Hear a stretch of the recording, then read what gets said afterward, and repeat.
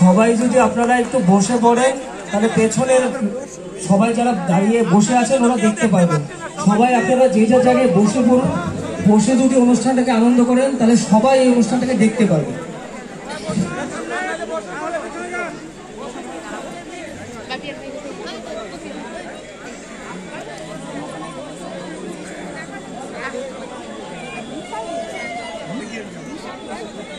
আপনারা যে যেখানে আছেন ওখানেই আপনারা বসে পড়ুন, সবাই দাদারা মায়েরা।